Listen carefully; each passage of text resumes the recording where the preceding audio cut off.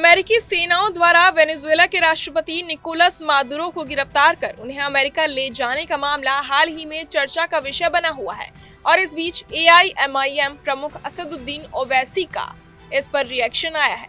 ओवैसी ने मुंबई में आयोजित एक जनसभा में कहा कि आज हमने देखा कि वेनेजुएला में ट्रंप ने अपनी फौज को भिजाकर वहां के एक जमहूरी तौर पर मुंतखब शुदा सदर को एक मुल्क से उसी के मुल्क से उठाकर अमेरिका लेकर चले गए।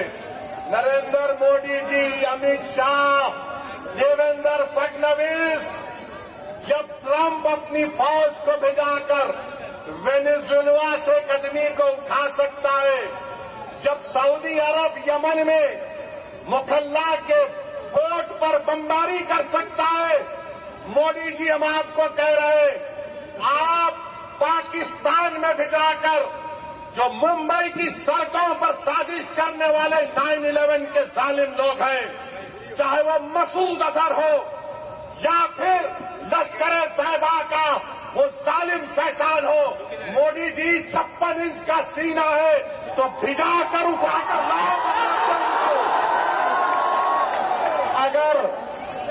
अगर ट्रंप कर सकता है तो क्या आप कम है? जब ट्रंप कर सकता है तो आपको भी करना पड़ेगा, क्योंकि मोदी ने कहा था अब की बार ट्रंप सरकार। आज हमने सुना कि अमेरिकी राष्ट्रपति डोनाल्ड ट्रंप की सेनाओं ने वेनेजुएला के राष्ट्रपति मादुरो को पकड़ लिया और उन्हें उनके देश से अमेरिका ले गए। अगर अमेरिकी राष्ट्रपति डोनाल्ड ट्रंप वेनेजुएला के राष्ट्रपति को उनके अपने देश से अपहरण कर सकते हैं तो आप भी पाकिस्तान जाकर 26/11 आतंकी हमलों के मास्टरमाइंड को भारत ला सकते हैं।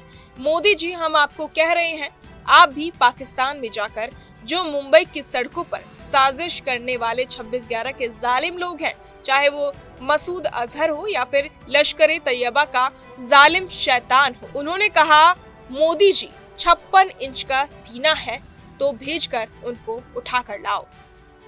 अगर ट्रंप कर सकते हैं तो क्या आप कम हैं? जब ट्रंप कर सकता है तो आपको भी करना पड़ेगा, क्योंकि मोदी ने कहा था अब की बार ट्रंप सरकार। उधर अमेरिकी राष्ट्रपति ट्रंप ने शनिवार को ये घोषणा की कि अमेरिकी सेनाओं ने वेनेजुएला पर एक बड़े सैन्य हमले को अंजाम दिया, जिसमें राजधानी काराकास और उसके आसपास के इलाकों में विस्फोट हुए। इस ऑपरेशन के दौरान मादुरो और उनकी पत्नी सिलिया फ्लोरेस को गिरफ्तार कर उन्हें अमेरिका ले जाया गया। ट्रंप ने कहा कि मादुरो पर नार्को आतंकी गतिविधियों और ड्रग तस्करी के आरोप हैं और उन्हें न्यूयॉर्क में मुकदमे का सामना करना होगा।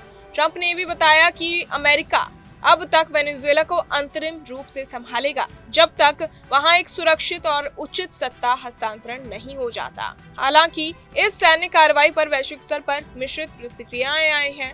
कई देशों ने अमेरिकी कार्रवाई की निंदा की, जबकि कुछ विपक्षी नेताओं और प्रवासी वेनेजुएला वासियों ने इसे एक जीत के तौर पर मनाया और इसका समर्थन किया। इस पूरे घटनाक्रम ने अंतर्राष्ट्रीय राजनीति में नई बहस छेड़ दी है, खासकर ऐसे समय में जब दुनिया भर के देशों के बीच शक्ति और सैन्य हस्तक्षेप को लेकर तीखी बहस हो रही है। अमेरिका का कहना है कि वो इन दोनों को पकड़कर उन्हें देश से बाहर भेजने की योजना बना रहा है। इस स्थिति में अमेरिकी सेना की कार्रवाई पर अब रूस ने भी प्रतिक्रिया दी है। रूस ने वेनेजुएला के साथ अपने समर्थन का इजहार करते हुए कहा कि वो वेनेजुएला के लोगों के साथ खड़ा है और इसके बोलिवेरियन नेतृत्व के प्रति अपना समर्थन जारी रखेगा। रूस का यह बयान उस समय आया है जब अमेरिकी सेना वेनेजुएला में काफी आक्रामक तरीके से अपनी मौजूदगी बढ़ा रही है और अमेरिकी सैनिक राष्ट्रपति मादुरो को पकड़ने का दावा कर रहे हैं। अब सवाल ये उठता है कि क्या रूस की प्रतिक्रिया अंतर्राष्ट्रीय मंच पर किसी नए विवाद की शुरुआत का संकेत दे रही है? दरअसल वेनेजुएला ने पिछले कुछ महीनों में कई ऐसे फैसले लिए हैं जिन्होंने अमेरिका की रणनीति को उलझन में डाल दिया है और यही कारण है कि अमेरिका ने अब वेनेजुएला के खिलाफ सख्त कदम उठाने का फैसला किया है। बहरहाल इस पूरी खबर को सुनकर आप क्या कुछ सोचते हैं, हमें कमेंट बॉक्स में जरूर बताएं और बाकी तमाम खबरों के लिए सब्सक्राइब करें न्यूज नेशन। आपके मोबाइल पर तुरंत आएगी ब्रेकिंग न्यूज। स्क्रीन पर सबसे पहले दिखेगी बड़ी खबर। देश दुनिया की हर खबर एक जगह। अब आपके मोबाइल पर तुरंत फटाफट इंस्टॉल कीजिए न्यूज नेशन ऐप और रखिए खुद को अपडेट।